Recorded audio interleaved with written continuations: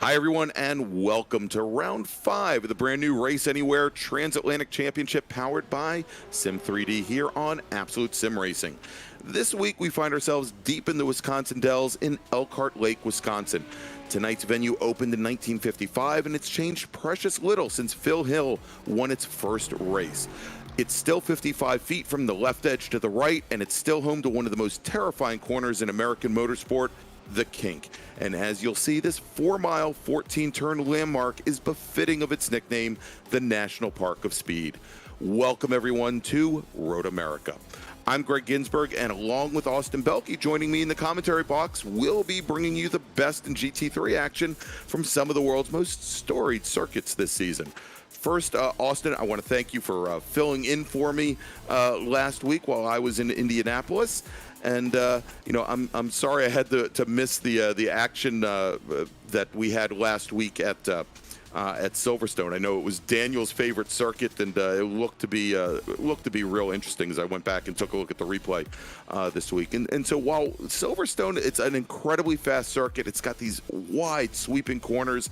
Road America, also known for speed, but it races really very differently. You've got all these very long straightaways with 90-degree corners tying them all together, and it may not be nearly as technical as Silverstone, but it should present some very difficult challenges for our racers this week.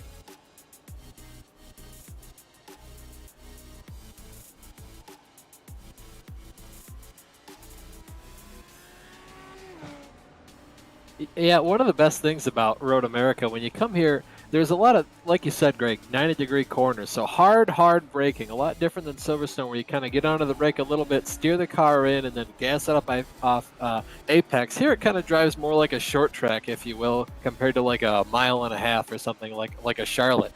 So this is more of a Martinsville kind of track, hard braking, get the car turned, put the power down, and mostly straightaways here, except for when you get to the carousel. The carousel is pretty much the only very wide turn like we saw at Silverstone.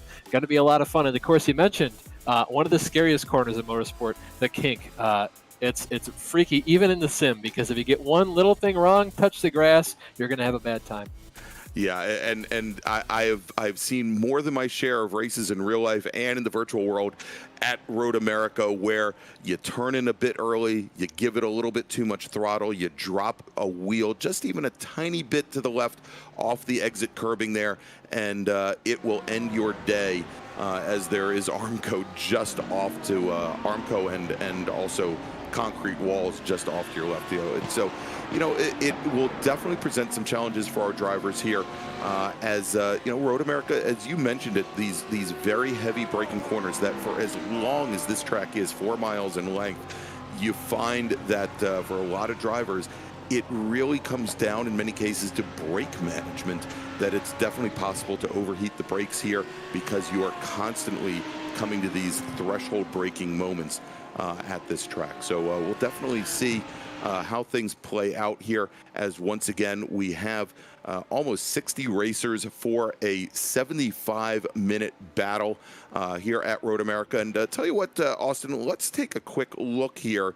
I'm going to just run down very quickly the top 5 in each one of our 3 categories. We've got the Pro, we've got the Pro-Am, and we've got the Am categories here, as well as we have the drivers out right now. They're taking a little bit of a warm-up, and we'll have them coming around, and we'll have them gridding up here in just a few moments. So currently leading our Pro category with 315 points, only a 5-point margin right now back to second, is Sean Campbell in his McLaren, with PJ Sturgios, who's had a couple of wins so far in his own right. He is currently sitting back second with 310 points.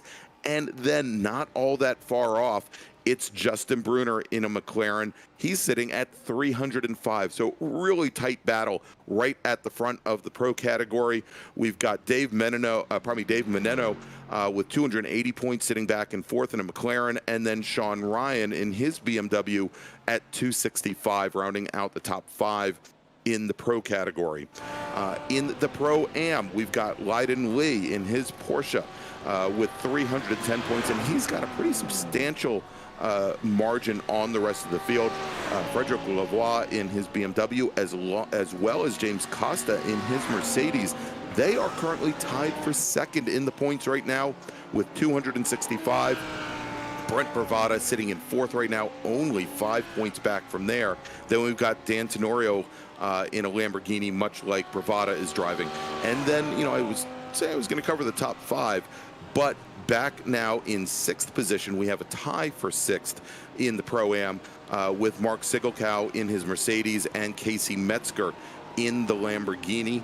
So again, really tight battles starting to form as we are just about halfway through this 10-race season. Of course, all of our drivers, they'll be able to drop their lowest points race here to determine the points at the end of the season. And if we take a look at the AM category, Eric Kulaga, and this is very heavily sitting up at the top of the leaderboard here in the AM category, very heavily Lambo covered, we'll say. Eric Kulaga currently with 315 points. Steve Martinez with 290 points. We have a tie for 3rd right now with Kyle Hurlitsky and Errol Yuriksoy back with both 265 points. And then Michael Fowler in the Audi. He is sitting only 5 points back from there. So again, really tight battles here across all 3 categories. And of course, as you were here last week, Austin, the way we start these races off are in reverse points order. So the drivers that are furthest down the points in each one of the categories, they will start off at the front of the field. We do that inverted start, and it really makes for some very exciting racing here in the RATC. Yeah, it's certainly very interesting coming from, you know, maybe some other racing series where you qualify every race, so the fastest guys start up front and stay up front. It's one of the things that really helps to promote passing. It adds for a lot of excitement on the racetrack, and it's something that I think will really benefit first-time winners, guys that maybe aren't the fastest, but of course if you just drive a conservative race, hit your marks every lap, and just know what you're doing out there on the track and don't get a tire wrong all race necessarily, you could quite possibly come away with a race victory, and it's certainly always fun to win a race. Oh, yeah, of course it is. And of course, in these 75-minute races, of course, you can expect there not only to be a lot of action on track, but in the pits as well, as these drivers will take 2 pit stops throughout the evening in trying to make the full race distance. And you can see here on track, a couple of our drivers already getting very racy in the last minute or so of practice. Quickly, before we do start to grid up, I want to thank our 2 title sponsors here, Race Anywhere. You can find out more about them at raceanywhere.co.uk. They are offering up a Pro Sim Rigs PSR1 rig to the champion in each one of our 3 categories at the end of the season. So certainly want to thank them. And then of course we also have Sim3D, who is our team championship sponsor. You can find out more about them at www.sim-3d-co.uk. And of course we have a lot of other sponsors along for the ride as well, but those 2 are our title sponsors, and they have been a big help in getting our broadcasts and this league running here this season. All right, so looks like we've got now the end of the practice here. We're going to have our drivers coming out now to start gridding up and running out. Why don't we run down the starting grids, Austin? Yeah, starting off in the pro category, we're going to have Balmer starting first, Snyder to his outside, Belmont in third, Pierce in fourth, and Ekmanis in fifth.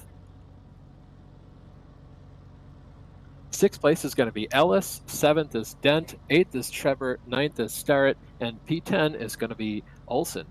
In the Pro-Am category, we're going to have Jarmilio in first, Lane in second, Scott third, Fisher fourth, Missette fifth, Smith in sixth, Hewson in seventh, Campbell in eighth, Stotts in ninth, and Rasmussen, in 10th. In the AM category, we've got Parker Jones starting first, Bridges in second, Hayes is third, Lackey in fourth, Whitmoyer in fifth, 6th is Elvis, 7th is Voles, Hewitt lines up P8, Casey in P9, and Steffi in P10. All right, there you go. So that is the starting field here, and we're going to have our cars roll off here in just a few moments for one of the longest pace laps in at least in American motorsports. 4 miles, 14 turns here at Road America, and as you know, as you were saying, it should be a real interesting battle here as the drivers are starting to roll off. And as we sit behind the wheel here of Mark Scott, driver of the number 67 Lamborghini, great view through his windshield as he starts to make his way with the rest of the field down the Lamborghini, down the Road America straight over towards turn 1. And you know, one of the things that you always want to look for here, Austin, at Road America, coming down into turn 1. Of course, it is, you know, it is a 90-degree corner, but one of the fastest corners that we have here at the track. And typically, you will have a number of drivers, especially if they're sitting on the outside lane, they're going into turn 1, typically gonna drop wheels off on the outside of the pretty substantial amount of gator teeth or curbing on the outside of that track. Definitely an area where it's not uncommon to see drivers drop a wheel and maybe bring the car around, and then the run down here over towards turn 3, also very difficult. But here we've got the pace car with the pace car is keeping up almost a race pace at this point, it looks like. Austin, as he's already got the field coming underneath the Corvette bridge and heading around out of turn 6 over towards turn number 7. But you know, this should be interesting. During practice during the week, I believe our pro category drivers were running lap times somewhere in the 2:04 range. So you know, we'll see how close to that practice pace they can keep under race conditions, and kind of keep that in mind for their pit stops, and also obviously for how many laps they're going to get in for the entire race here. Yeah, certainly it's not super indicative of the kind of lap times they'll be running during the race because it was practice, but most of the practice times I'm seeing is like 2:05s, 2:06. I see a couple 2:08s by some of the AM guys, but then, you know, that's just based on talent. Sometimes you just have a bad lap where either it gets, you know, disqualified because you put a tire off, or say someone else makes a mistake in front of you, you have to check up for them. I think 2:04s is a hot lap pace, you know, really giving it all you got, clean track, maybe a little bit of draft in there. But I feel like one of the things you're really going to want to do here, especially with all these tight corners, like we said, 90 degrees, both left and right turns, is conserve the tires. So Yes. Just kind of pick a pace that you're comfortable with doing the entire race to make sure you have some tire left at the end, because you're going to be battling for the field the entire race, especially if you're starting in the back. Yeah, absolutely, that is definitely the case here. As we have the pace car bringing the field down into Canada corner, and you'll see we've got the pro category here, our pro am and am categories separated back quite a bit. And as the drivers, they'll come out of turn 14, start to make their way up the big tall hill on the Road America straight towards the start finish stand.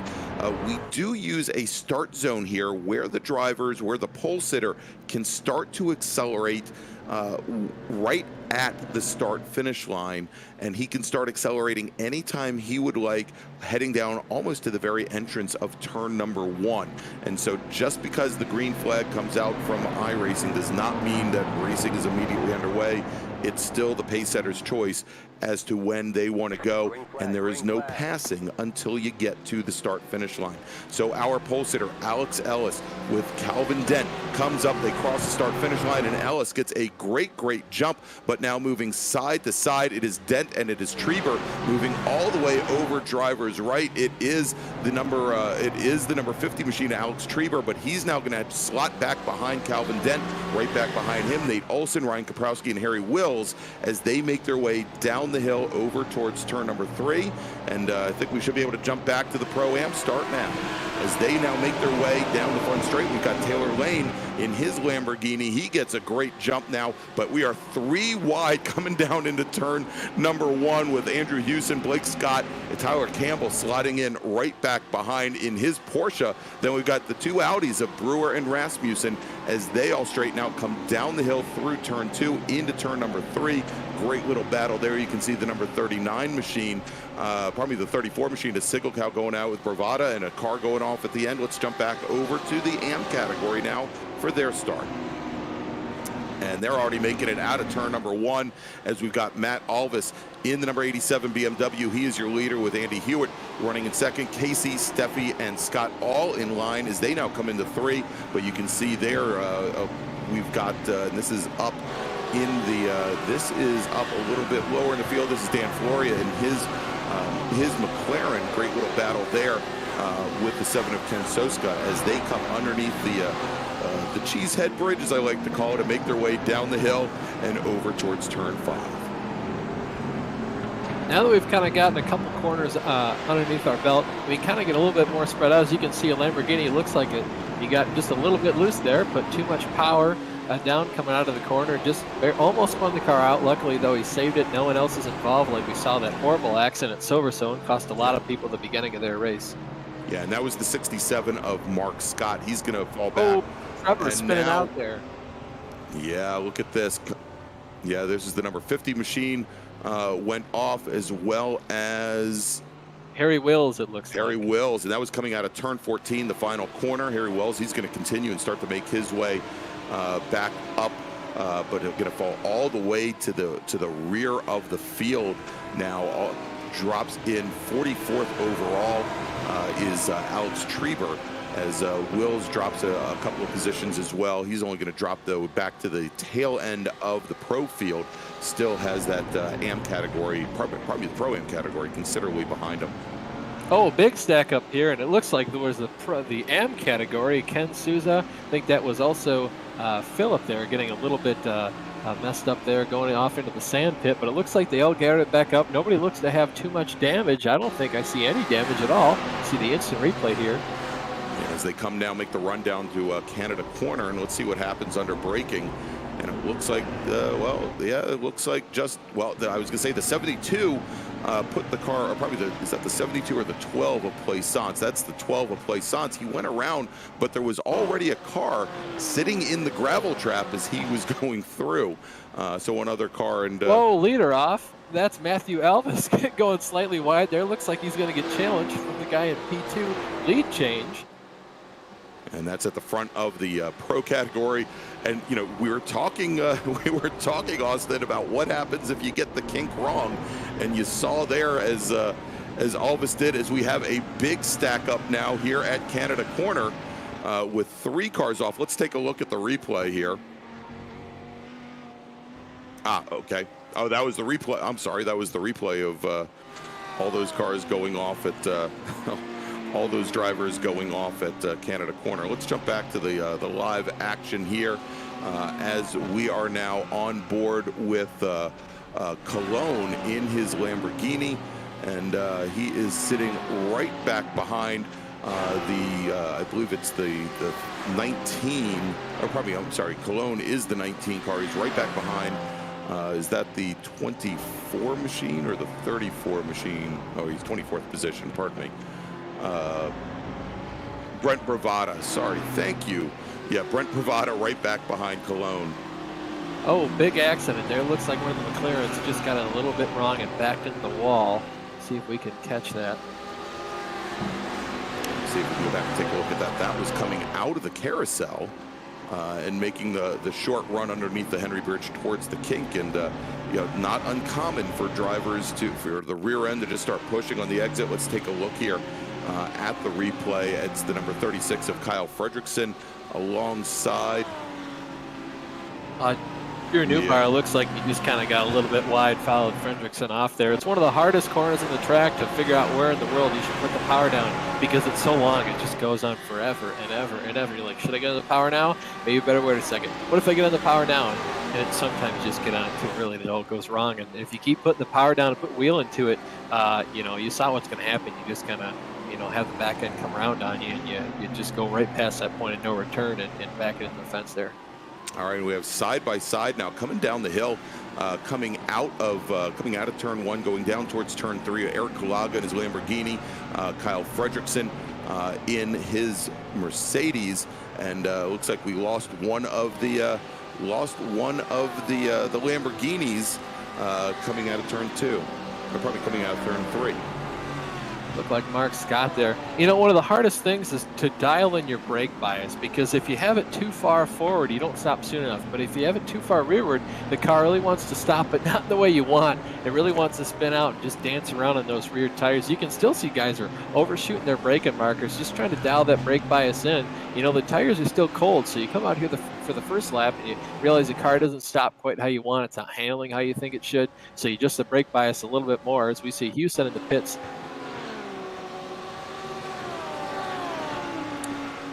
Let's take a look here at the replay of the number 40 machine as he dropped that wheel coming exiting out of the kink, and you can see there what happens.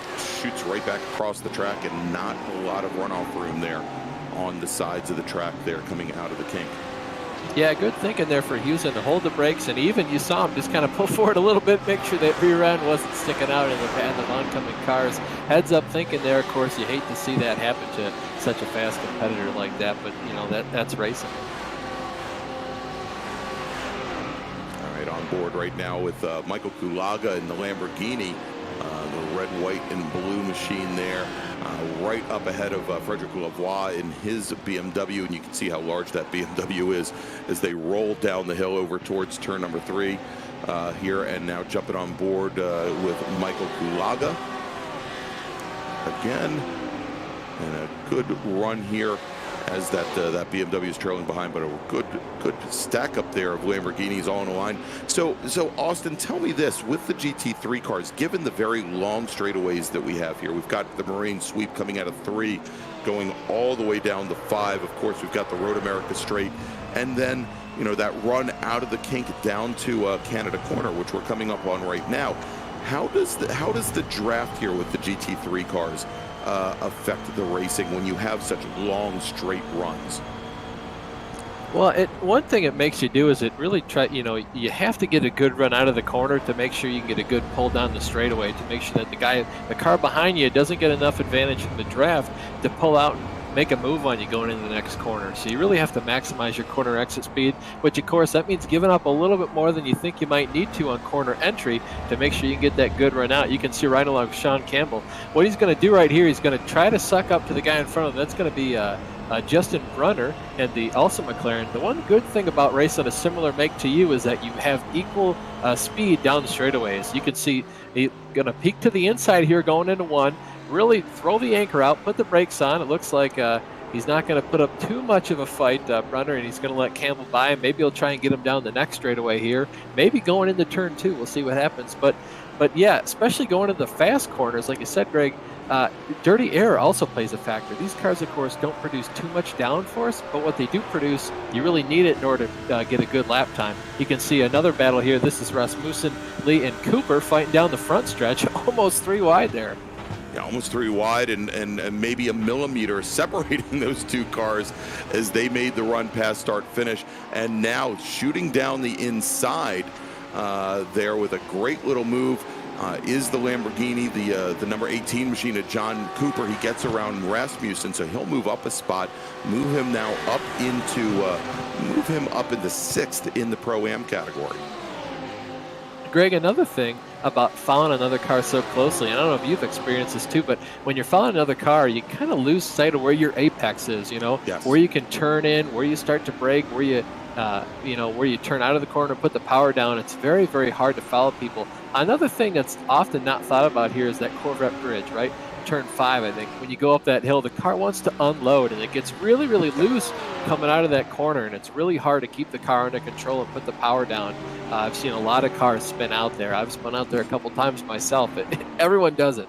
Yeah, it's a tough transition as you come out of 5, you come up the hill underneath the Corvette bridge into 6, and you've got to immediately, as you're coming underneath that bridge, get on the binders for that 90-degree left-hand turn. And, and doing that, certainly it's going to shift the weight forward, which typically when you're going uphill wouldn't be a problem. You think about turn 1 at Circuit of the Americas, for example, but you crest a little hill there and things flatten out just after the bridge, and it really ends up unloading the car just as you need to get it rotated. So it certainly makes things much more difficult to get the car rotated around, and or easy to get the car rotated around, but it creates some issues under braking there as well. You know, and I was going to mention, Austin, yeah, I've driven this track many times in real life in a much slower car, in my Honda CRX, and you know, you have a little more time to sight through the driver's windshields ahead of you to find your apex. But certainly, you know, if you're sitting only a couple inches off of a GT3 car doing 130 miles an hour, it's pretty darn easy to miss your marks here.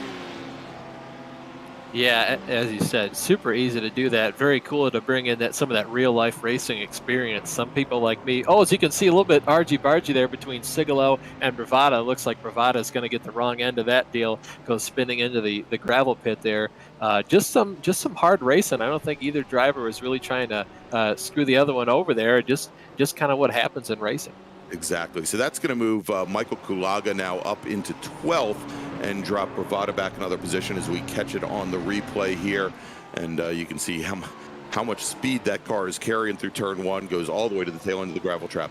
All right, so let's jump back now. This is the battle for the lead in the Pro-Am category, as Tyler Campbell now, who started back in 5th position, he now moves up into the lead, gets around Taylor Lane in that yellow Lamborghini. So we've got the Porsche now, your new leader, and Tyler Campbell has been very strong in that Porsche all season long. Of note that the number 61 Audi behind them, he's actually in the Pro class, so he's currently trying to find a way around him. Or is that Wilson Brewer there? That is Brewer, that's my bad. So a three-way battle for the lead here. Things are getting really hot here as we go down the straightaway here into Canada corner. Coming up really quick. Oh, you can see what a move by Brewer there to try and take it.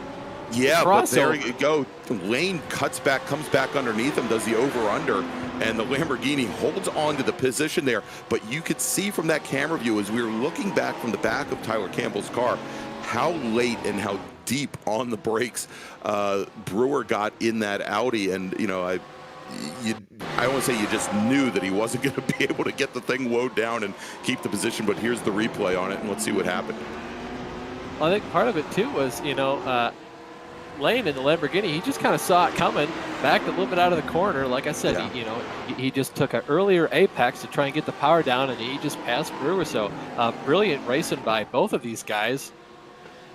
And here they're making their way down. They come down the hill through turn number 3. And looks like another driver off. This is Casey Metzger in his Lamborghini, running currently 8th in the Pro-Am, and he's now under attack from Frederick Lavoie. As Lavoie coming back around, Metzger had built up. We saw them nose to tail a little bit earlier in this race, and Metzger now, who had opened up a fairly decent advantage over the BMW, is now once again under attack as they come down under braking in the 5. Yeah, Frederick too, remember, one of those guys is going to start back in the pack because he's one of the championship leaders, so he's going to have it all to make up. As you see, Rasmussen just gets a little bit wide there on the outside of another car and has to do a little bit of a 3-point turn there to get back going. Yeah. Ooh, and he's going to be coming on back on that's track going to be just dicey. in front of traffic. And we were talking earlier, Austin, about turn 6 and the challenges it prevents, and it looks like Rasmussen found it out firsthand there. Yeah, it's one of those corners that's so easy to get it wrong. As you can see, the battle for the lead in the Pro-Am category is still incredibly challenging for all these drivers. Lee got it a little bit wrong again there and just went a bit wide, but no one has made a large enough mistake yet to change a position. You can see, I think Lee has got the faster car. He just makes a little bit of a mistake and, of course, has to fight the dirty air. He goes a little bit wide there coming out of Canada corner before they start their next lap. We'll see if he can get a good enough run down the front stretch here. Looks like he's got a run. He just has to get the draft here down the front stretch and try and make a move into turn 1. And hopefully this time, maybe for his sake, Brewer doesn't see it coming. Yeah, exactly. Maybe he doesn't see it so Lee there, the 4th car in that line in his Porsche, starting to close things down and turning this now into a 4-car battle for the lead, as we've got that our 2nd and 3rd place drivers again Lane and Brewer all nose to tail. Now let's jump back, and this is a great battle going on. This is up in the pro category. This is the battle for third. We've got 3 McLarens in a row. We've got Sean Campbell sitting back right behind him now, Dave Moneno, and then Justin Brewer. And then you see that huge Porsche sitting right off their 6. That is PJ Sturgios, who took the win a couple of weeks ago. When we were at Watkins Glen, so very strong running there. Sturgios made up 3 positions, and we can see now in the pro category the drivers that started at the rear of that field starting to make their way up. Sean Campbell, who is in third, is the lead. He's trying to now make his way around some slower traffic here. Campbell had started all the way back in 11th, had started at the tail end of the pro field, and is now up into third with only Calvin Dent and Alex Ellis up ahead. Yeah, one of the crazy things to me, at least, is we're only about 17 minutes into this race, and you can already see Campbell, Bruner, Sturgios already sorted themselves out, kind of first, second, third in the championship running. They're sitting here 4th, 5th, and 6th, and I don't see these positions changing too much before the end of the race. You can see Mark Scott just misjudges his braking point there, going down into turn 3, and has to go a bit wide. Of course, he'll get passed by Herzlitsky there. Yeah, exactly. I would expect, probably for at least, the first 3 quarters of the race, they'll probably be very, very happy to hold position. You may have some, you may have the undercut in the pits. Again, these drivers, each one will likely have to take 2 pit stops this evening. So there are certainly the opportunity for changes there. It's, I think we've seen it in these races more often than not, where drivers will come in and maybe for that second pit stop, they'll make the mistake and select tires when they don't want to select tires, or or maybe one of the pit stops they won't get the fuel the fuel calculations 100% spot on. So a lot of variability here, and a lot of chances to pick up positions while not even on track, as we are looking right now. This is the battle right now. Mark Scott and Matthew Plaisance, I believe. Actually, I take that back. It's is that Herzlitsky and Plaisance? Pardon me. Yeah, it's Herzlitsky currently running now running in 8th in the AM, but as the driver gets by, let's take a look now. Ryan Kapowski in his number 61 machine. He had just taken that Audi off track, and let's take a look here. And now we're going to jump over. Sammy Lackey had some problems, and you notice Lackey doesn't have a rear bumper cap on that machine. Might be having some aero issues, and he puts the car around going through turn number 14. Yeah, that car, that Lamborghini without that rear diffuser, going to be losing a lot of downforce without that bumper cover. You might not believe it. It's kind of hard to believe that a lot of the downforce doesn't come all from that big giant GT wing on these cars, but the diffuser does do a lot to keep that rear end planted. So even though he should have a lot less drag going down the straightaway, he'll be paying for that with a lot less downforce. You can see the battle for second in class between Brewer, Lane, and Lee. Still, a little bit of an argy-bargy there, almost forcing the Lamborghini off the track. I think he did. Yeah, for a moment there, a little bit of a touch, and now we've got Wilson Brewer. He manages to get to the Audi in a position to pass Taylor Lane, but Lane in that yellow Lamborghini, he gets back by the Audi. But you'll notice here that did allow Lydon Lee to get back into this battle. So it is now a 4-car battle for second. As John Cooper has joined the battle as well. You can see him back there, and once again side by side going down into turn number 1. Taylor Lane in the Lamborghini, driver's right. Wilson Brewer, driver's left. And now Brewer having to defend on Lydon Lee as they came underneath the bridge heading through turn 2 and into turn number 3. Lots of jockeying for position with John Cooper and his Lamborghini. And I think more contact now between Brewer in the Audi and Lydon Lee in the Porsche, as they are side by side as they make their way down the Moraine sweep. And as they come under braking, let's see what the Audi is going to do. Is he going to try to get underneath the Lamborghini of Lane? No, he does not. But again, more looks like maybe contact, or maybe Lydon Lee was able to avoid the contact there. But Brewer, Austin, he definitely has the elbows out at this point. Yeah, definitely some argy-bargy, really giving it all he's got. And, we're only 20 minutes into this race, so we still have about 55 minutes left. So these guys are putting it all on the line right in the beginning. We haven't even made our first pit stop here, No. folks. I'll tell you what, though, Lane and Brewer were really hoping that Leiden wouldn't catch him because Leiden is one of the fastest guys in the category. And I'm sure they were all kind of hoping they could just get this sorted out so it'd take them a lot longer to catch up to him. But sure enough, that number 69 Porsche is caught up, and he's currently sitting P4. He got his eyes on P2. I think he's got the speed for it. He just needs for Lane and Brewer to stop being side by side the entire race in front of him. Yeah, and here you see the contrast. We were talking about the drivers that are sitting up. Right now they're in the mid-pack in the pro category. Campbell, Moneno, Bruner, and PJ Sturgios pretty content to just kind of work together and just put in laps, basically. And here, this is the battle for second in the Pro-Am category with Lane, Brewer, Leiden Lee, and John Cooper just battling heavy. Now, what this has allowed to happen, though, is Tyler Campbell, who had also been part of this battle early on. It has allowed Campbell now to open up, I believe, about a 3-second advantage on the rest of the Pro-Am field. Yeah, speaking of Campbell, Sean Campbell running P3 in the pro category. He actually just had a pretty large off into the sand pit. I don't know if we can get a replay of that, but that, of course, allowed Moneno, Bruner, and Sturgios to pass right on by him. He was having a great run, started from P11. You can see replay here. He just gets it all crossed up, going to the braking zone, kind of swaps the ends here. Luckily, he doesn't hit anything, so he can get the car spun back around, but, of course, that's a lot of ground to make up. Yes, it certainly is, as he now drops back to 8th in the pro category.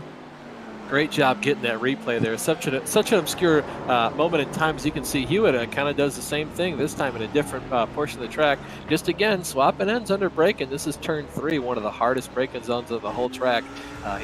Good driving on his part, heads up thinking there to make sure that no cars were coming before he, of course, backed over the track there to get his race back going. You can see a battle for second class. This is between Ellis and Fowler here in the BMW, and looks like an Audi behind him. You can see everyone's really coming together now. Yeah, things are definitely tightening up again. This is the battle for second, as you mentioned. Oh, big moment under braking there for Matthew Alvis, trying to hold on to second in the AM category, with Michael Fowler and his Audi sitting right back behind him. Gave him the room he needed to gather that car back up going into turn 5 here. Now, Jay Steffi, who is our leader in the AM category, he is 4 cars further up the line.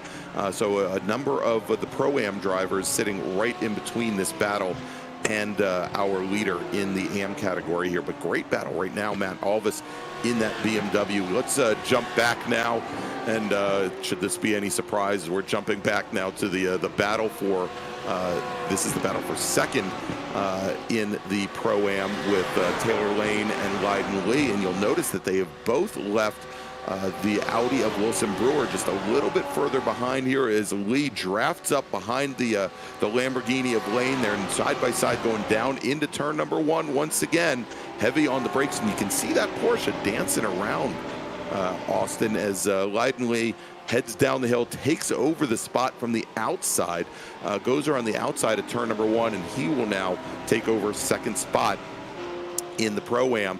And just that little bit of side-by-side action has now allowed Brewer and his Audi and John Cooper to move back into the battle. And if you look just a little bit further behind, Dan Tenorio, every time we come back to this group, there's another car joining in the battle. Yeah, that's crazy. I think down the front stretch, I don't think Leiden was drafting with Lane. I think he was pushing him. I think that was a bump draft just to say, hey, you're not going to make me. Look at this. Argy-bargy there. Looks like a 2-car spin. I don't know if that was synchronized or if one car got into another, but Brewer and Lane there getting it all mixed up. Here we go, as both now try to continue. If they touch just the slightest touch, let's take a look there. And a little hard to tell there if the rear end of the Audi stepped out and tapped Taylor Lane or not. Of course, there was a little bit of contact. The trailing car, the trailing Lamborghini, just got a little tap of the Audi trying to come through. But both of those drivers are now going to continue. But that certainly breaks up that battle for second that we were watching just a few moments ago. As we start to take a look, and our first driver in the pro category, he was in that field of three McLarens. It looks like Justin Bruner has brought his car in for his very first pit stop tonight. Yeah, something I find really interesting, kind of the strategy you can play. Would you rather pit early and make sure you get all the fuel in the car and then run it out later? Would you rather run the car out of fuel, and of course you get the extra couple laps of not having very much fuel in the car? You get to go a bit faster down the straightaway. Do you have a preference for that kind of strategy, Greg? So, the one thing that I found, and even at a longer track like Road America, where you've got, in this case, 40 plus, almost 50 cars on track here this evening, is, the challenge the challenge you run into is that, very often you just don't know if you're going to find a gap when you come back out. It's, so, all right, let's jump back over here. This is the battle for the 6th in class right now. We've got, I think it's Rasmussen and let's take a look here, and Kulaga in the Lamborghini. But yeah, it's kind of a toss-up for me, because I'm always concerned that if I come out on track, I'm going to come out right in the middle of traffic. I rather, if I have a gap, take the long run, and there's a little more certainty in that, and before the pit stop. So that's kind of how I approach these things. Yeah, another great facet of racing there is, where's the traffic? And if you have clean air, you'd much rather just stay out in it, because of course when you're running behind other drivers, there's dirty air. Sometimes you can miss your braking points, your turn-in points, your apexes. They can also make a mistake in front of you, like we saw Brewer and Lane did there, and it involved the car behind them. So just Right. unfortunate incidents that, no fault of your own, you just get involved in them. So you can see Ellis now, he's taken his first pit stop, the leader in the pro category, coming down pit road. Yeah, and you notice this now. We've got almost the entire pro field now heading into the pits, and we've seen this actually quite often.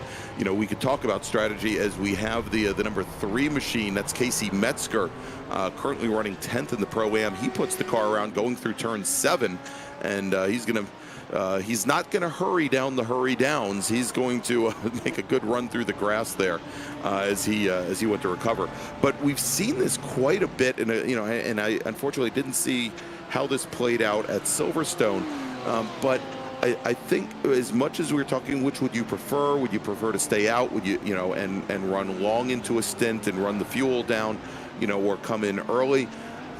At least in the pro category, week after week, whoever decides to make that decision first, everybody else just follows them on in. And so we saw here where Ellis, Dent, Wills, Ryan, Moneno, pretty much the entire pro category all came in at one time. I think the one outlier, and we've seen this time after time, is PJ Sturgios in his number 57 BMW. There he is, popping underneath some traffic going through the carousel. He decided to stay out and run long. He is, I believe, our only driver in the pro category who has not brought his car down the pit lane yet. And, we'll see how long he stays out. Of course, again, you can't just put your head down and run, because you're always running, at least in the case of our pro leaders, you seemingly always coming up on some slower traffic. Yeah, I think PJ's just going to run the car out of fuel here. Maybe take that extra advantage of speed down the straightaways. And of course, traffic is just something you're going to have to deal with here. You're always going to have the slower cars in front of you. And, there is no F1 kind of style crew chief on top of the pit box, race strategist, if you will. Looks like PJ Sturgios is finally going to bite the bullet and pit this lap. I was going to say, I think he's going to run out of fuel within a lap or two here pretty quick. So it looks like these guys can go about half hour on fuel, so about 30 minutes. So I'd look for their last pit stop to be at least 15 minutes before the end of the race. And that's if you're PJ Sturgios and you pit just now. But like I said, most of the guys in the pro category, you may mention this too, Greg, already pit. Yes. Yeah. As a matter of fact, all of our drivers are back out. And Sturgios had enough of an advantage on the rest of the pro field that Alex Ellis, he should move up into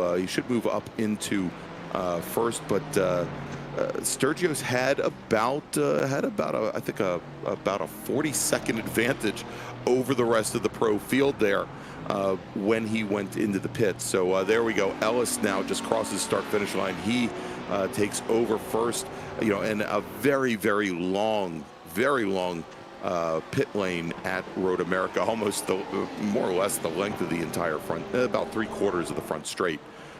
Here as we're now on board with Alex Ellis, our new leader in the Porsche 911, trying to dispatch with some slower traffic as they come underneath the Sargento Bridge and make their way to 5. And he's got a bit of a gap ahead of him as we drop back now. Jerry Forkolb in the number 73 Mercedes, sitting back. Let's see here. Yeah, and he's just took over, got around Matthew Plaisance as they made their way down towards turn number 5. So move Forkolb up now into 10th in the AM category. Move Plaisance in the number 12 Lamborghini back into 11th. And it doesn't look like Plaisance has given up that battle just yet, though.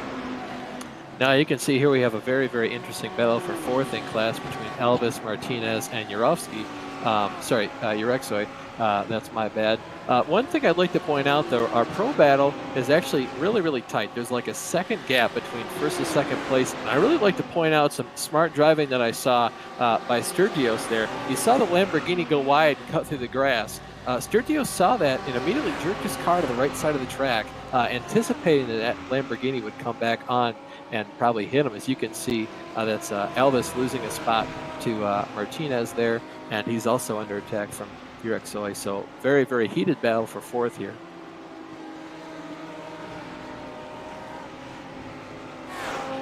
Yeah, and so Sturgios, he did rejoin traffic and rejoined in 2nd position ahead of Moneno and Bruner.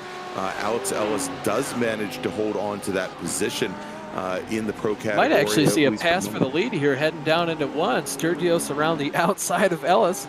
See, almost makes it work. We'll see if he has to run wide or not. Doesn't look like he quite had to. They're still going to go side by side. This turn is sharper, a lot tighter of a corner. You think it'd be 90 degrees just like turn 1, but it's actually tighter than that. It is, and not uncommon to see drivers. You have that tiny little sliver of concrete curbing there at the exit. Not uncommon to see drivers head off into the grass, but they don't do it this time. But now PJ Sturgios, he's got the preferred line coming down the hill into 5. Ellis going to move briefly to the inside to try to cut underneath him, cannot get it done, and so now move PJ Sturgios here after all of our pro drivers have taken their pit stops. Move him now into 1st place after having started back in 9th position. Yeah, you saw Ellis. I mean, he tried to fight him, but of course he didn't fight him too hard once he saw that Sturgios got a better exit out of turn 2 there, and he was going to beat him into turn 3. He just kind of yielded. He knows there's some fast guys like Moneno, Bruner, Ryan coming up behind him. He knows he doesn't want to lose any more places before he needs to. He's just going to tuck back in line, see if he can learn something from Sturgios. And of course, Ellis is going to know, look, I started first. Why did I start first? I'm the last guy in the championship standings. Obviously, maybe I missed a race. Maybe I haven't been here. Maybe you just fall on hard luck. We saw a couple of guys have that happen to him in Silverstone, so he's going to try and sit behind, learn a thing or two, and of course capitalize on the points finish if he can. We still got 40 minutes left in the race. Exactly. It's still there's still a very long way to go, and yeah, I think that's probably the best thought for the day here is to use this as a learning moment, knowing that Sturgios has taken a couple of wins so far here in the series.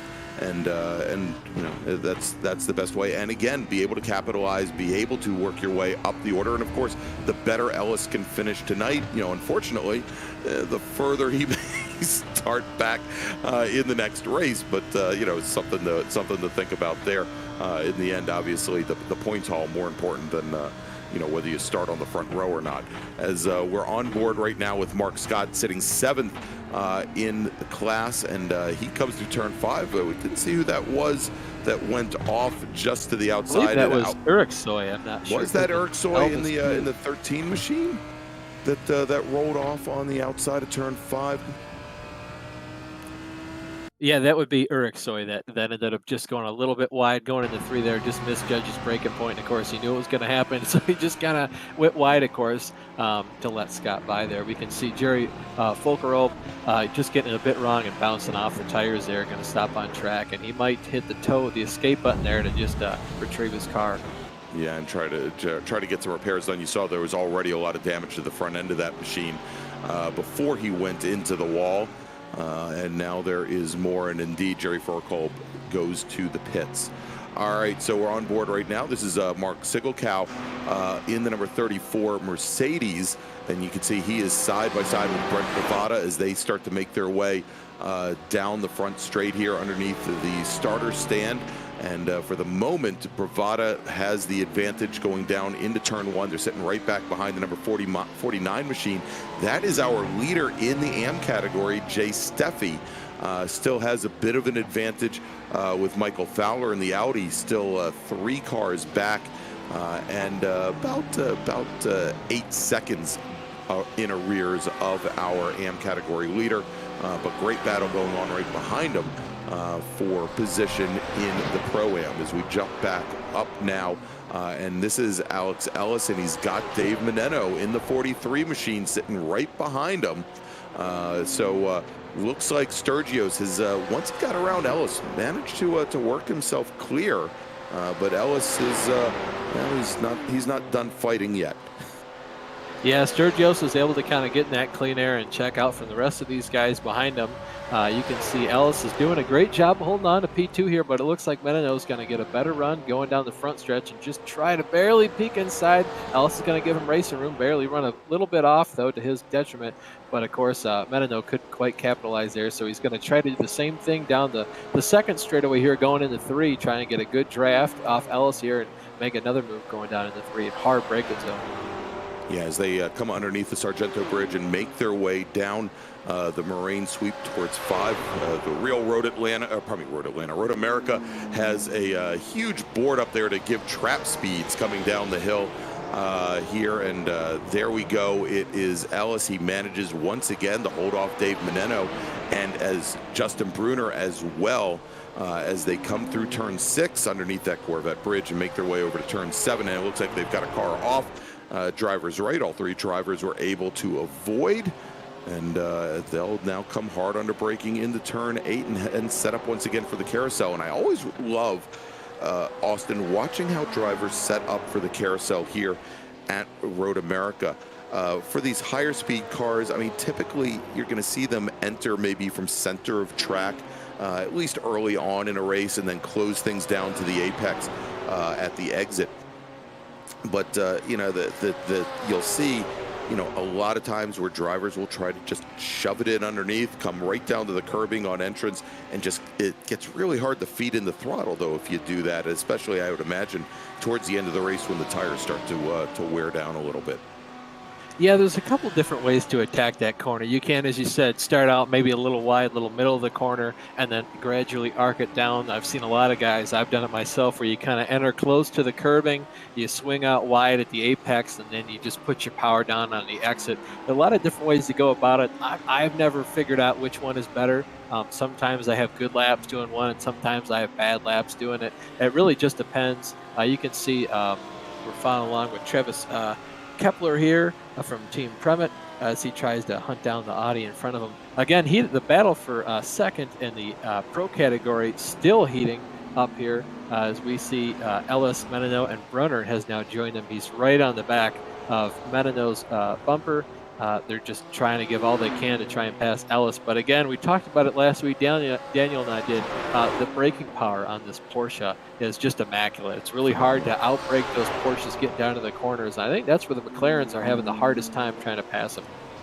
Yeah, it certainly looks that way, and you can see all 3 of the cars really dancing around under the threshold braking. They're going in the 5, and and I would imagine the other advantage that you do have with the Porsche, at least, is with these very heavy braking corners, the ability to dig out of a corner compared to the compared to the McLaren, with the engine more or less right over the rear axles. And obviously the McLaren, more of a mid-engine machine. You know, you get on the throttle, the weight shifts back, and you're dropping all the way to that engine right over top of the rear wheels in the Porsche, and it really gives it a lot more grip and allows it to dig out. You know, the McLarens obviously have, I think, might have a bit of a handling advantage.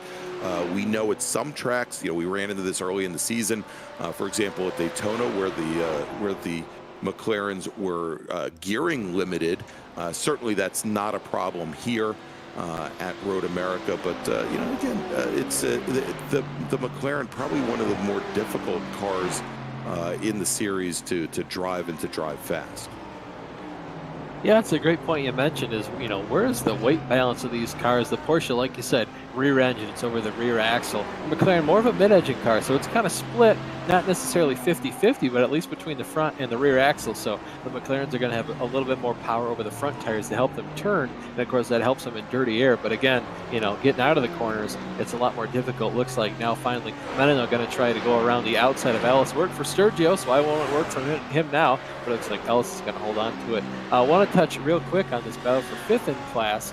This is going to be Campbell, Ryan, and Willis. Of course, these guys are a little bit spread apart from one another, but this is when you're in the middle of the race, you're kind of in no man's land, just trying to put down clean laps, consistent laps to catch a guy ahead of you and try to, you know, take an advantage of the guy behind you, build that gap there so there's no pressure for when you do finally catch the guy ahead of you. Maybe you're on a little bit side by side, lose some time.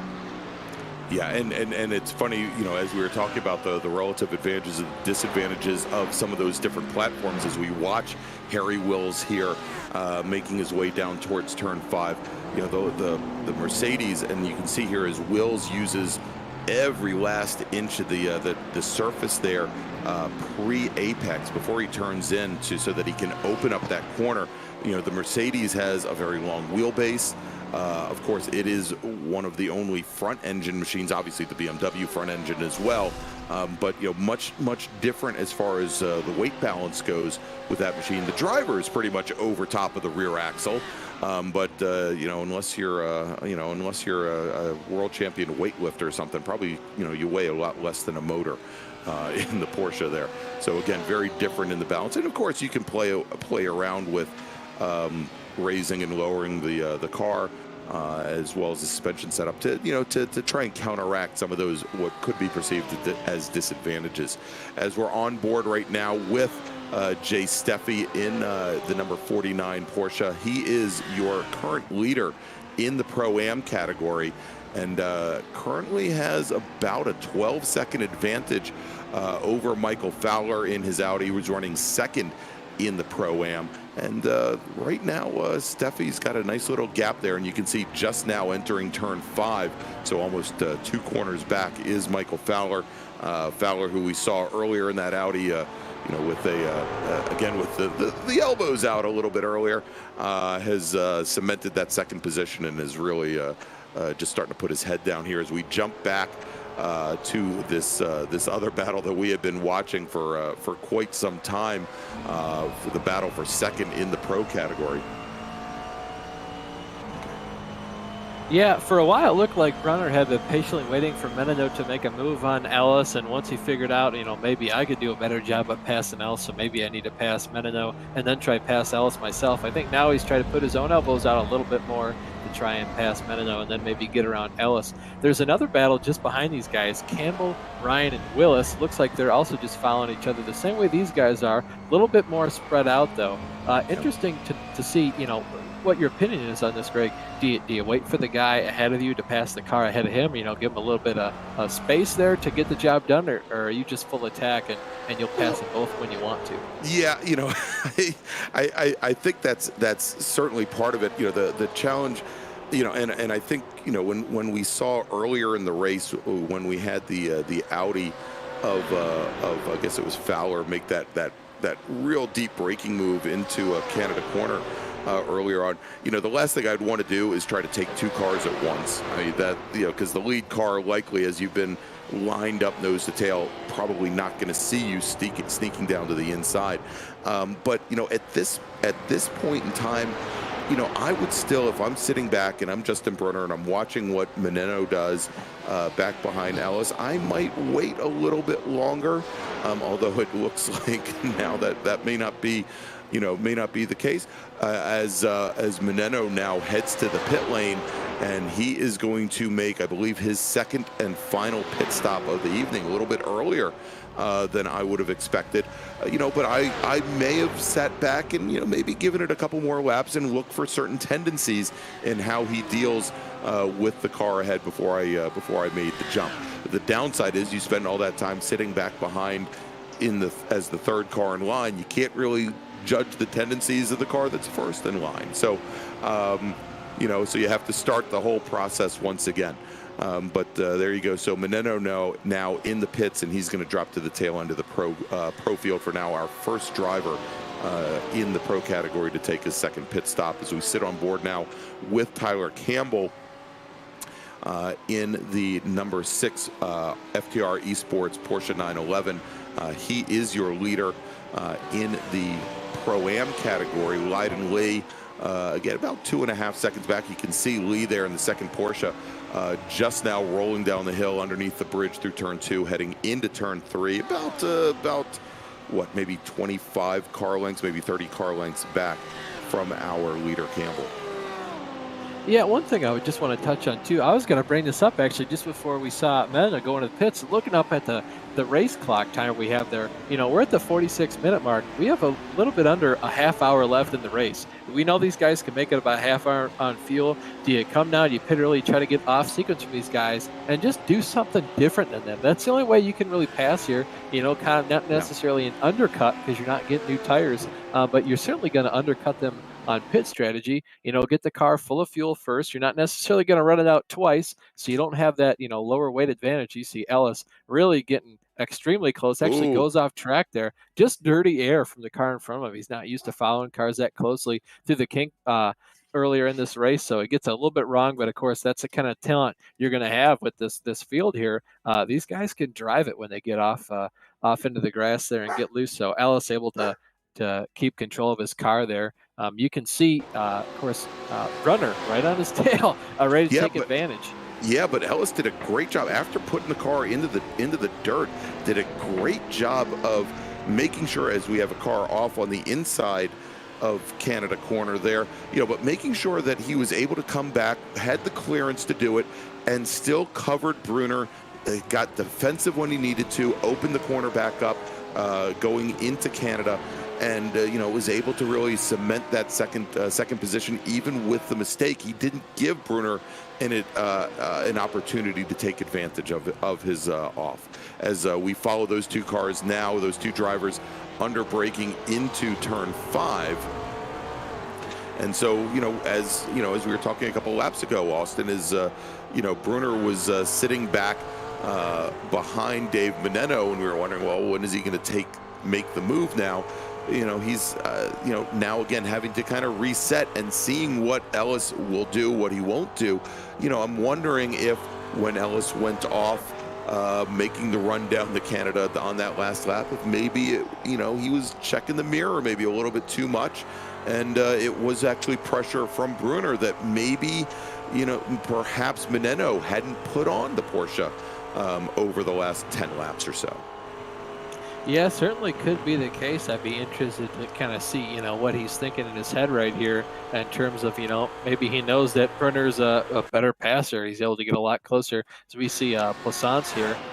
Looks like he goes a little bit off track. I saw this out of the corner of my eye. We're going to see this, though, in the replay here.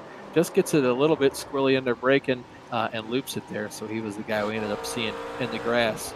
That had gone off right ahead of Ellis and Bruner. Yeah, exactly, on that last lap. As now we've got PJ Sturgios coming down the pit lane from the lead, and he is going to come in for his second pit stop of the evening. That is going to move Alex Ellis back up into first. Going to move Justin Bruner into second. Both of these drivers are yet to take their second pit stops, but you'll notice now that they're not all, now that we don't have the whole pro category running nose to tail, that we have drivers making pit stop strategy decisions for themselves, as opposed to just playing follow the leader here.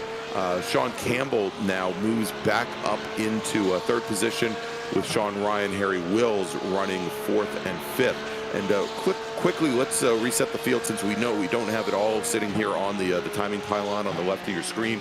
Tyler Campbell, currently your leader in the Pro-Am category, as we've been watching that race for a bit. Lyden Lee running second, Dan Tenorio third, then John Cooper and Andrew Rasmussen. And as he has done for more or less the entire race, Jay Steffi in the number 49 Porsche 911. There he is, making his way through Bill Mitchell up towards the last corner on track, turn 14. Jay Steffi is your leader in the AM category. Michael Fowler and his Audi running second. There are two cars that separate, two cars in Pro-Am separating Steffi from Fowler. Sitting back in third right now is Eric Kulago and Steven Martinez running fourth in the in the AM category.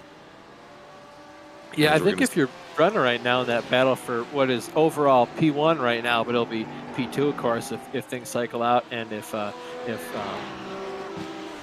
the other McLaren we saw, Moneno, can't cycle out in front and do his undercut. I think if you're running right now, you really need to pit as soon as you can to try and undercut Ellis. I think that's his only way he's going to get past us. Yes. I think Ellis is just too good at defending. You see, right now we're riding along with Travis Kepler as he tries to chase down Matthew Alvis in front of him. This is a battle for fifth in their class, as you see him going down the front straightaway now. And looks like he gets a little bit crossed up, almost comes back in front of Kepler there. Kepler, yeah, it ended up splitting it.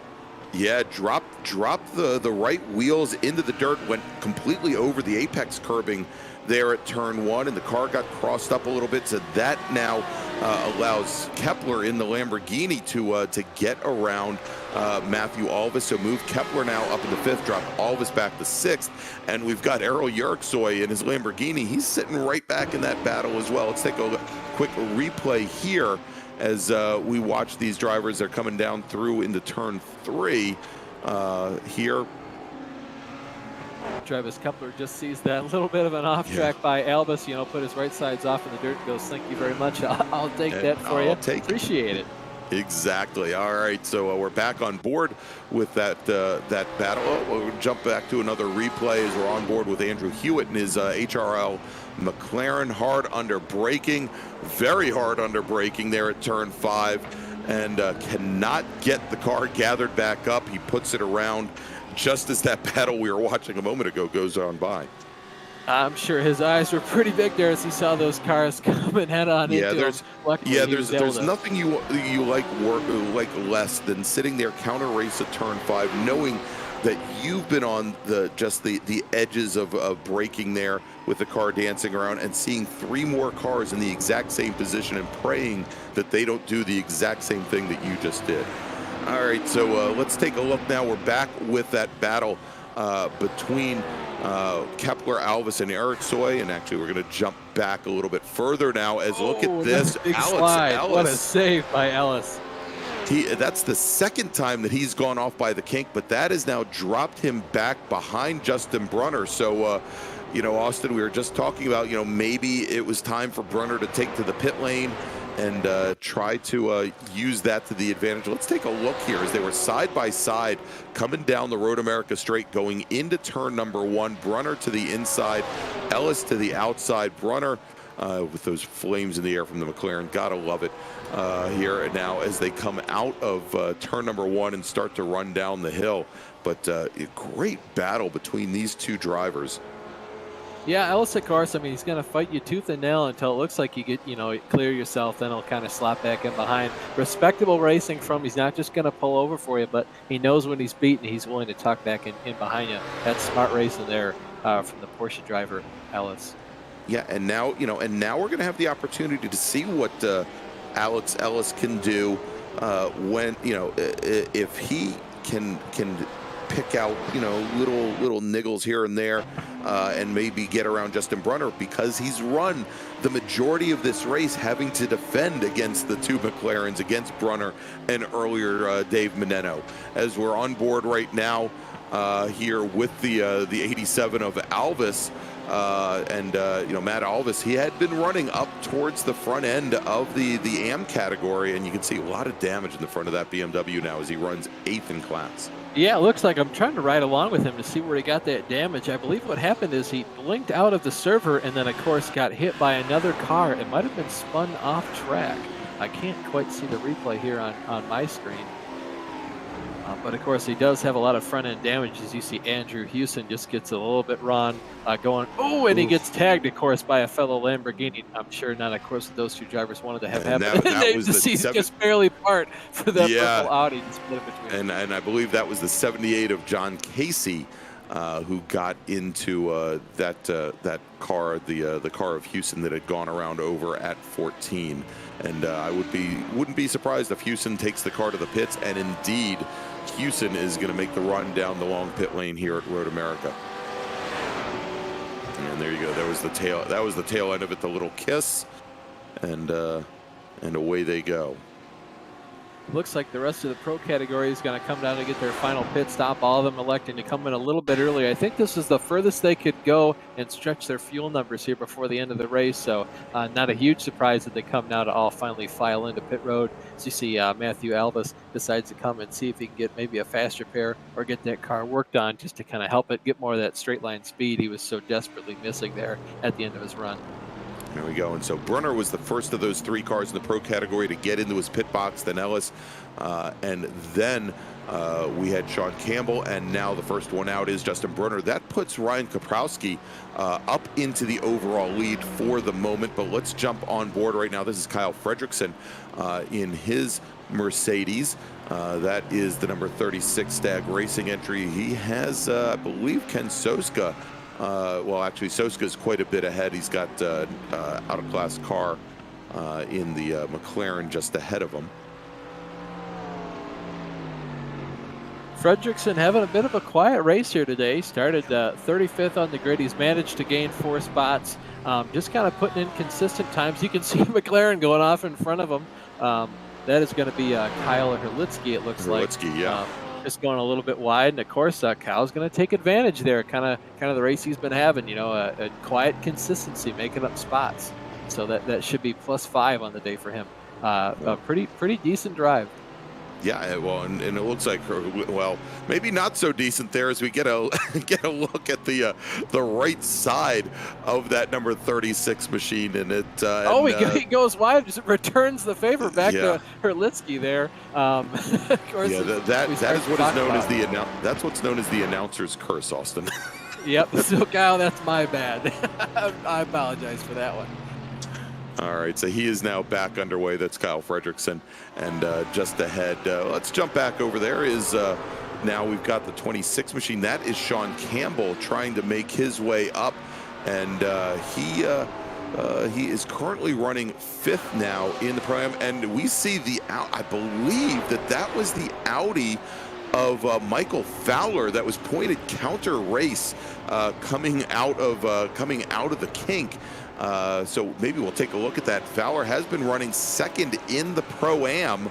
We'll see if he's got enough of an advantage over Eric Kulaga maybe when we check back in. As we now take a look here, and we've got, I think we've got the 54. Maybe it wasn't the 54 of Fowler. Maybe that was actually, was that maybe Brewer that had gone around? It was another one of our Audis. Probably Brewer than I was going to say, because even Michael Fowler is in the AM category. That's right. Yeah, I think you're right. I think that was maybe Wilson Brewer that had gone around in that light blue machine. All right, so we're on board right now, and this is the battle for looking at the battle now for 5th in the AM category. We've got Steven Martinez right back behind Eriksoy. There is then we've got that out-of-class car just ahead of him. But great little spat going on right here, and right back behind him we've got Mark Scott and we've got Travis Kepler, all of the Lamborghinis in a row, just as we have Now looks like is that the 20? That's the 26th Yeah, that's going to be two more cars. Yep. Yeah, Campbell and Moneno trying to come up through this field here. It's going to get pretty darn dicey here as we get down to the finish of this race. Yeah, as they're picking and choosing their spots, trying to get in and around the AM category racers here in what is currently the battle for third, with both Bruner and Sturgios a little bit further up ahead. Yeah, kind of interested to see what happened to Bruner there, or why he's so far ahead of these guys, because he, of course, was the one that stayed behind Ellis. So you think out of the two of these cars, one of them would be a lot further up the track, especially Dave Moneno, of course, pulling off. He was the first car to pit, so it looked like he should have been able to pull the undercut strategy, but maybe we'll see Bruner cycle out somewhere behind or in front of these guys. But anyways, and of course, when you're coming through these slower class cars, you can't pass them fast enough. They can't get out of the way fast enough. You can't get by them fast enough. You are just cussing them up one side and down the other, because they won't do exactly what you want them to do. No, when you talk about rolling roadblocks, that's I think that's pretty much the operative term, as we now have just 15 minutes remaining here in the Race Anywhere Transatlantic Championship from Road America, from the National Park of Speed. Current leader is PJ Sturgios with Justin Bruner, Sean Campbell, Dave Moneno, your top four, both overall and in the pro category. In the Pro-Am, Tyler Campbell, Leidenly, Dan Tenorio, your top three, and in the Am category, Jay Steffi, as he's been pretty much since the beginning of this race, your leader, with Michael Fowler and Eric Kulaga running second and third. As we're on board right now with the 67 of Mark Scott, looking back towards Travis Kepler. This is the battle right now for sixth in the AM category. A gorgeous view, as they make their way through these tree-lined roads here, under braking going into turn 5. Great spectator area there at turn 5. You can see the stands, and got spectators that come all the way up the hill towards turn 6 and that Corvette bridge as well, as they make the quick little run through turn 7. But you can just see the beautiful, beautiful land here in Elkhart Lake around this track. Of course, Road America opened up in the mid-50s, replacing one of the original road courses, true street courses, here in the United States. And great facility. As I mentioned in the opening, it has changed very, very little. A little reprofiling of some of the corners, like Bill Mitchell Bend, essentially to put a tunnel in where there used to be a pedestrian bridge, but not a lot of other changes here to the circuit as they make that run down to Canada. Yeah, one thing I just want to point out here too, this isn't the battle for 6th in class or 5th in class or 4th in class. This is now the battle for 4th in class. You can see now we're going to ride along with Tyler Campbell, kind of running another one of those quiet races, just doing what he needs to do. Currently, he has a 7-second lead over Leidenly, another one of those fast guys, another driver of a Porsche. Two Porsches leading the Pro-Am category. Just kind of had himself a quiet race so far, after he ended up taking the lead. So he's been putting in some consistent lap times. Another driver I just want to talk about so far, Jay Steffi. We've talked about him a couple times on the broadcast, and because he's been the leader, he kind of been the leader all race long here.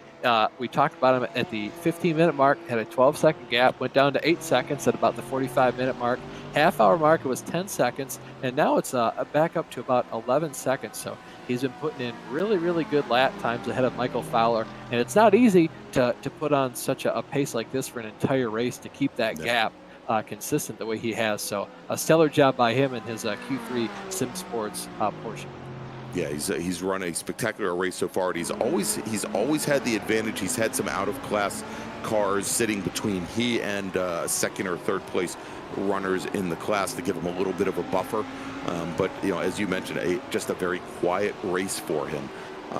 He's picked his spots very well, and he's known when to defend and when not to defend. As we get on board right now for the battle for second in class here in the, probably not second in class, pardon me, fourth in class in the AM category, Steven Martinez and Errol Yeriksoy here as they make their way through the carousel, and you can see here starting to, I think, as you mentioned, Austin, maybe starting to diamond things or square things off just a little bit through there as the cars are getting a little lighter, but as the tires, towards the end of this 75-minute race are definitely starting to exhibit a little less grip than they had, say, at minute number 8.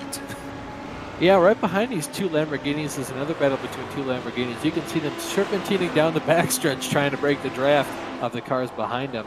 That is going to be, it looks like, if I can find it here, on my own relative, just to try and keep everyone at home up to date, is Scott and Kepler, of course. They're trying to chase each other down. Heated battles all along this field. Of course, this is a battle for 6th. The battle for 4th is just up the road. These guys were, you could practically put them under one blanket, each a second apart. But since then, it looks like the two cars ahead of Scott and Kepler have pulled away. But again, a heated battle as we get down to the finish of this race. Yeah, and it looks like now Alex Ellis, who is our leader for quite a while in the pro category, he is back in the pit lane, and he now is sitting, and this may change some more, but sitting all the way down in 25th. He's actually disconnected. He must have gotten it all wrong somewhere and pulled off. All right, now this we're looking here. This is the battle for P4 in AM with Martinez and Eriksoy as they come side by side down into turn number 5. And let's see as they come out, and you can see there the over/under as Martinez gets back around Eriksoy, the number 53 machine. There, the Vulture Motorsports entry. Yeah, and that's a big surprise there to see Ellis check out. I don't know what happened to him there. But that he must have had a bit of a wreck there, because we showed as being his 3rd stop, and as you mentioned, he disconnected from the service. So when things were looking so good for him, and as he was leading the race or sitting 2nd in the pro category, he was looking at taking home a pretty good points haul tonight. It all turns for naught. As we have now under 10 minutes remaining. Here from Road America, and we're on board now with Travis Kepler in his Lamborghini, and he is just back behind that battle that we've been watching with Eriksoy and Martinez, as Kepler is currently running 6th in the AM category, and as you can see, about 10 car lengths back. But he's got now Matthew Alvis starting to close things down on him in his Alvis's BMW M4, and you can see just in the last, I'd say, 4 corners or so, Alvis has been I wouldn't call this a blistering pace. Matter of fact, the last time by, Alvis actually was almost 2 seconds off of Kepler's times, but as they cross the stripe now. The difference is not so much, and it looks like that BMW making up ground as we jump a little bit further back in the field now. This is the battle for 9th. We've got Ken Soska, pardon me, that's not, is that, yeah, that is Ken Soska in the Lamborghini. He's got believe that is Brent Bravada. Probably no, that's one of the Audis, I'm sorry. Andrew Rasmussen right behind him. Rasmussen currently running 4th in the Pro-Am. Yeah, one note, just of note of slight importance. The battle for P3, it looks like, in the M category, Eric Kulaga just ended up getting past Blake Scott there. Or excuse me, not Blake Scott, Michael Fowler, that is. Pretty tight battle there. So Kulaga tries to close in on Fowler. Still pretty spread apart here. Jay Fowler, still got a 10-second lead. 10-second deficit to Jay Steffi. So not a whole lot of movement as you go up and down the different fields. But of course, it's been a long race so far. It's incredible that we've almost lost an entire hour and 10 minutes of this race. Yes. These things always seem to fly by. Yes, I mean, the action just seems to be nonstop. And speaking of which, we're going to jump back to the battle we had on board here a few moments ago. This is Steven Martinez and Errol Eriksoy. Martinez in the number 53 Lamborghini there, the lead car of 2 going down in the Canada corner. Errol Eriksoy in the number 13 machine. And again, this is just off the podium in the AM category, the battle for 4th right now.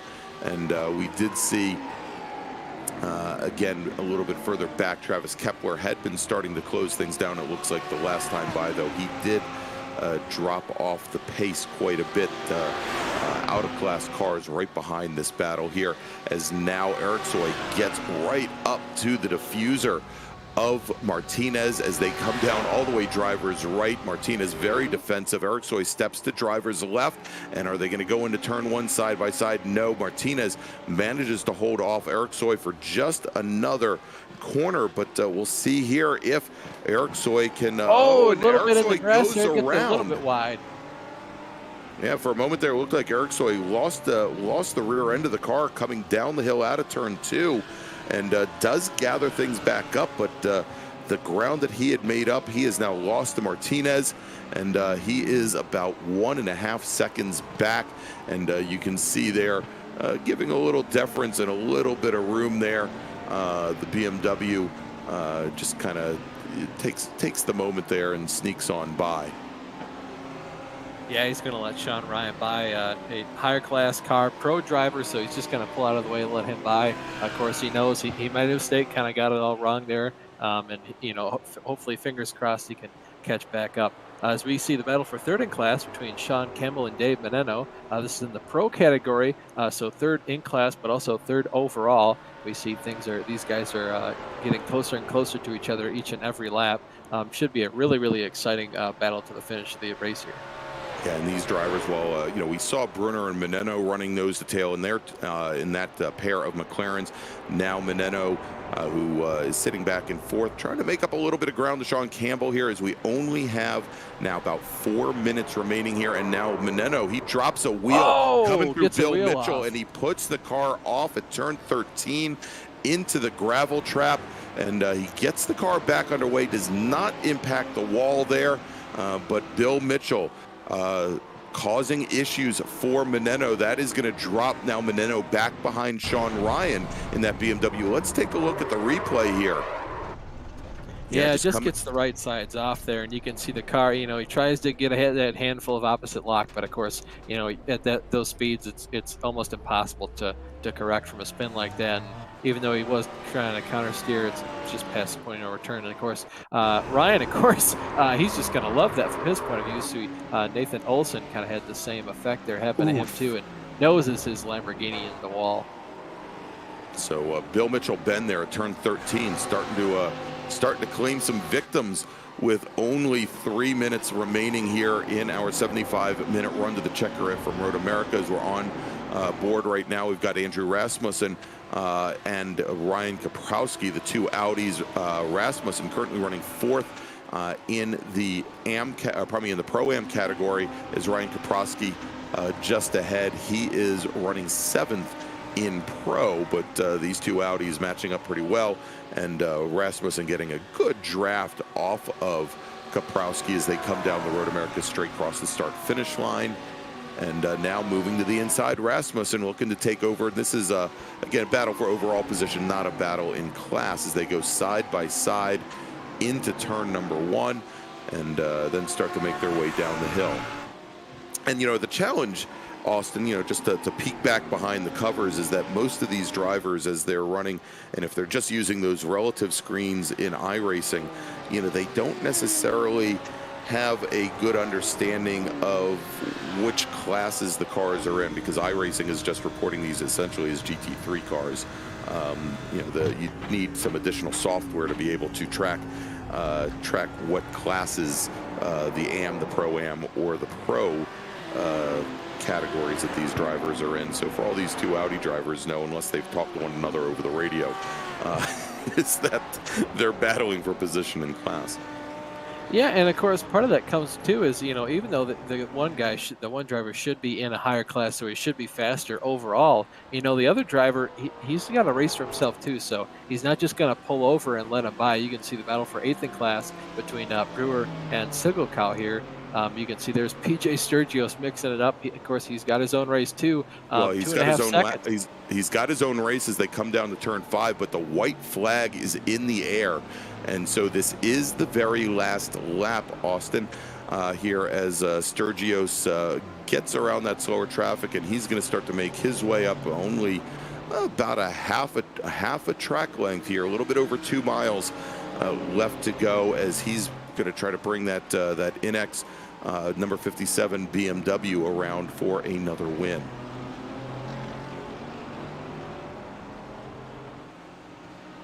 Yep, and of course, if you're Sturgios here, you're just kind of putting in the lap time you need to. You can see his lead to Bruner is kind of decreased. He doesn't mind, of course, it's just one lap left. You know, you're okay with losing a half a second here or there. Not a big deal. He just needs to make sure he puts in a clean lap and doesn't do anything wrong or, you know, put a wheel off. And, of course, throw the entire race away. He's worked so hard, you know, the last hour and 15 minutes to put himself in this position. And, of course, if you're Bruner, right, you're hoping he makes a mistake. That's the only thing you can hope for at this point. Well, with only 3 corners left, I mean, that's pretty much all you can do.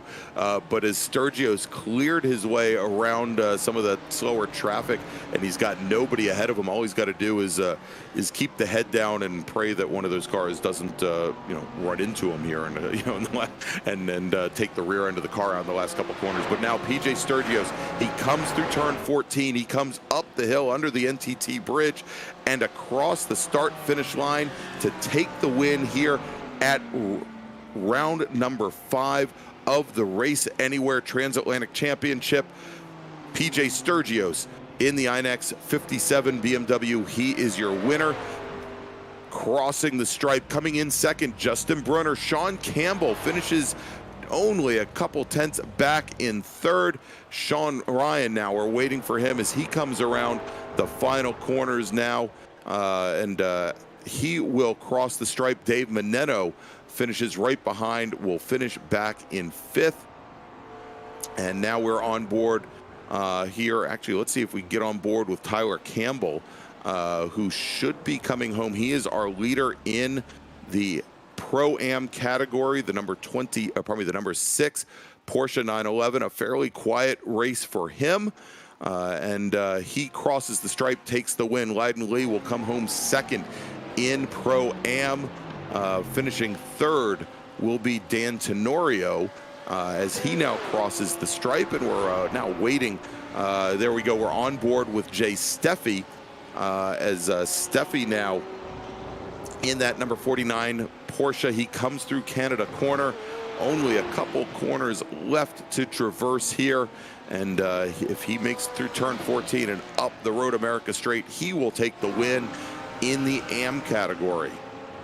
Yeah, probably. Yeah, not even probably. The quietest race of any winner here today. Jay Steffi put on just a phenomenal job doing everything he had to do to bring home the victory in his class. Great job. Finishes P13 overall. Lots of speed from this guy. Very happy to see him. As you see, an Audi after the race ends just kind of puts it in the wall for laps. Well, thankfully that Audi was not. Well, we see finishing second. That was not Michael Fowler in the 54 machine. Fowler did cross the stripe, and he will come home second in the AM category. Eric Kulaga had already, I believe, crossed the stripe, and he finishes on the last step of the podium in the AM category in his Lamborghini. So great runs there. And yeah, you know, Steffi had perhaps the quietest race of the night. And we have some of our last drivers here. We're on board right now with John Casey, driver of the number 78 machine. And I believe Casey, yeah, he's going to cross the start-finish line, I believe, from the pit lane. All right, so that is going to wrap things up here on track. We should have some of our drivers coming in here into the commentary booth for some interviews.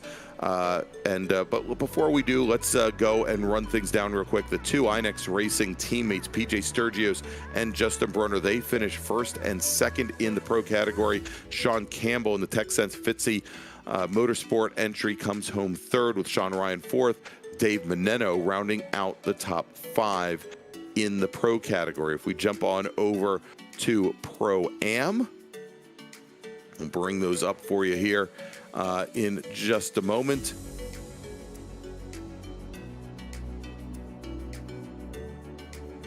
Or maybe we won't. We'll have them up here in a moment. But Tyler Campbell, Leiden Lee, Daniel Tenorio, John Cooper, Andrew Rasmussen, your top 5 in the Pro-Am. There they are. So congratulations to the FTR Esports Racer with a 3.5-second advantage over Verve Racing's Leiden Lee. Tenorio in the Twisted Racing entry, finishing third. John Cooper fourth in the, I love that name, Turnburn Moto. And Andrew Rasmussen in the the AT Racing machine, finishing fifth. So let's take a look now at the AM category. Taking the win, Jay Steffi in the Q3 Sim Sports machine. And there you go, the quiet race. 14, almost 15-second advantage over Michael Fowler in the Race Anywhere entry, coming in second. Eric Kulaga and his Vulture Motorsports teammate Steven Martinez. Great battles between those two racers tonight, as well as with Errol Yerksoy in the Race Anywhere machine. Great battles for that last step on the podium. Kulaga finishes third, Martinez fourth, and Yerksoy rounds out the top five in the AM category. All right, so Austin, we have right now, we've got Tyler Campbell sitting in the green room. Let's bring Mr. Campbell in, and I'll hand it over to you.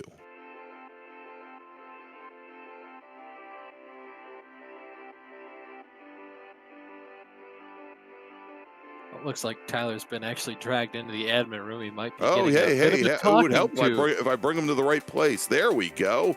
There's Tyler. Hey, Tyler. Austin up in the booth. First off, man, great job out there today, taking home the victory in the Pro-Am category. Tell me just a little bit about your race. Yeah, right off the get-go, I knew it was going to be really important to try to make up positions early on. I've had a pretty rough season, so I had the opportunity this week to start closer up to the front, and being on the second row, I was able to get a really good jump on the start.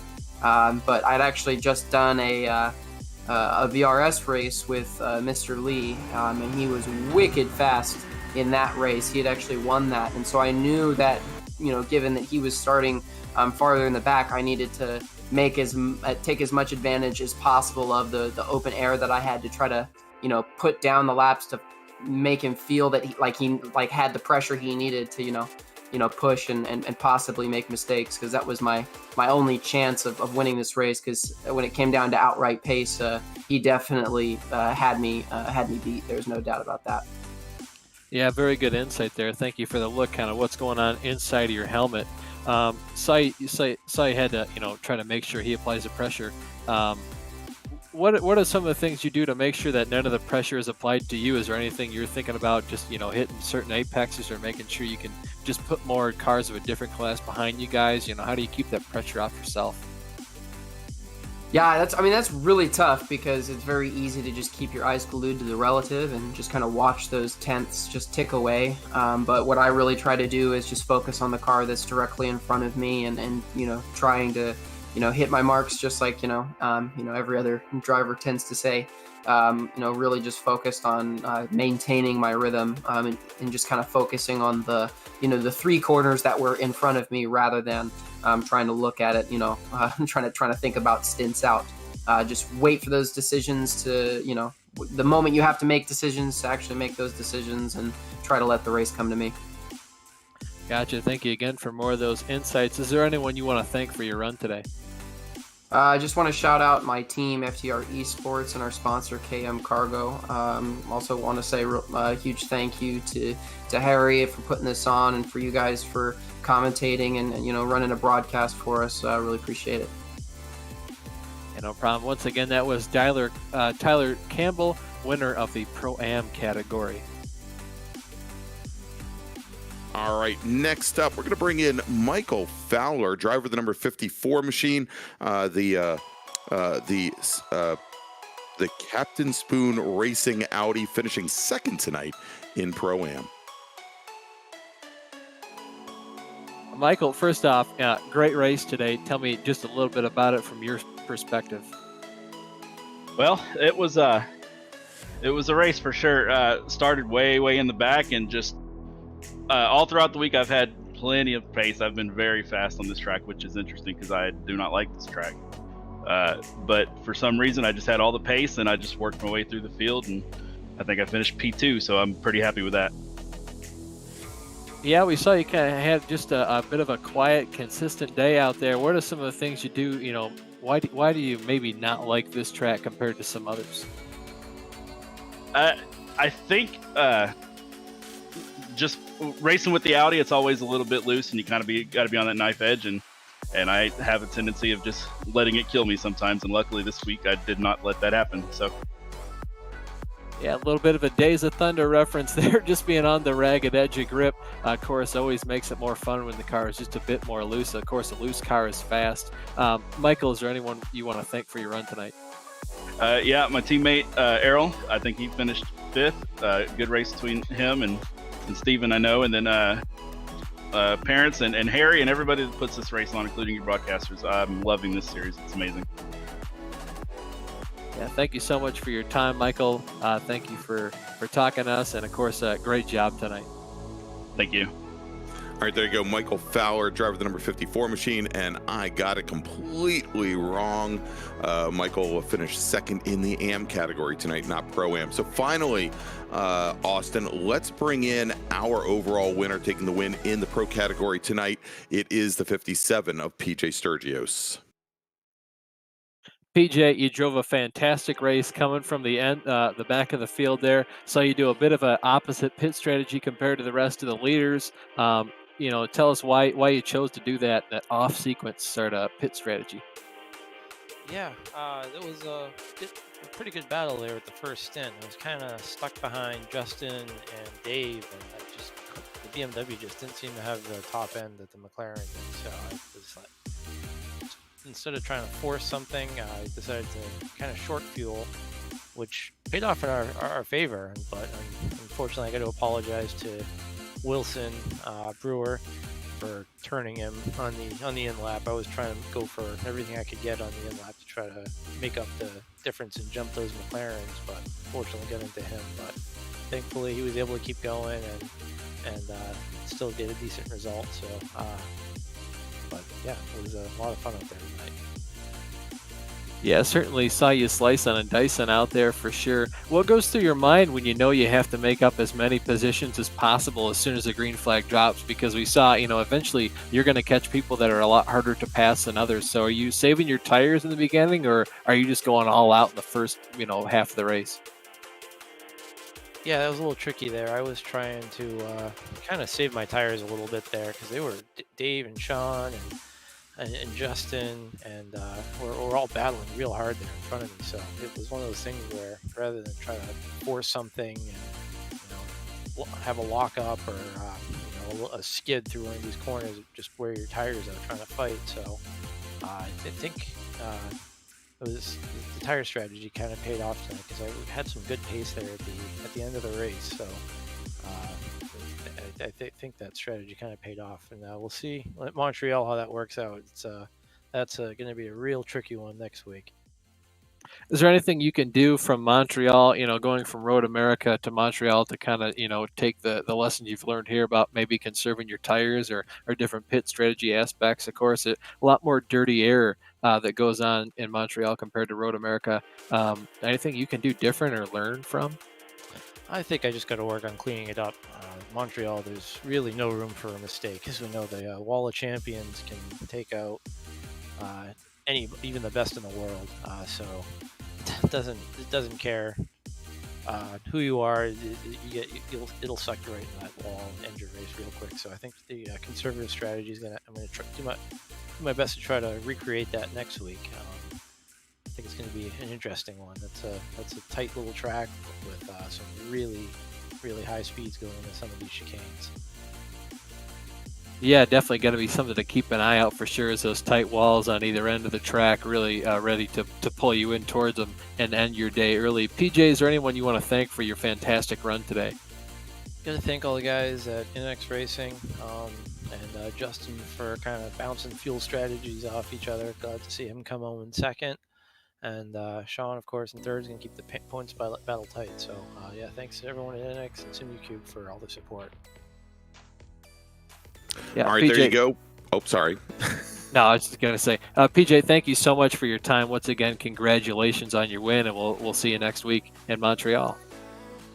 Thanks, guys. Thanks so much. There you go. PJ Sturgios, driver of the number 57 NX Racing BMW, our winner tonight here at Road America.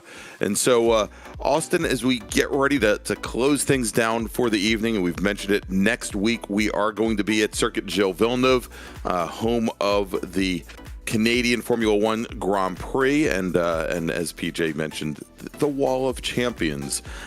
So it should be another exciting evening of racing next Wednesday night, 8:20 Eastern Time. And again, we want, before we sign off, of course, if you liked what you saw tonight, please go ahead and smash that thumbs up button and go and subscribe to Absolute Sim Racing so you can find out about all the great virtual racing that the channel has available for you throughout the week. And of course, click on that notification bell, the most important thing, so you can find out when those events are happening. We want to thank our title sponsors, Race Anywhere. You can find out more about them at raceanywhere.co.uk, as well as Sim3D. Find out about them at www.sim-3d.co.uk. And if you want to find out more about the Race Anywhere Transatlantic Championship, head on over to www.worldseriesleagues.co.uk. That's worldseriesleagues.co.uk. So for Austin Belkian, thanks again. And Austin, it sounds like we are going to be partnered up for the rest of the season, so I definitely look forward to working with you for the last half of the season. For Austin, for Daniel Handover, bringing us all the great views from Road America tonight. I want to thank you all for joining us, and we will see you next Wednesday night from Montreal.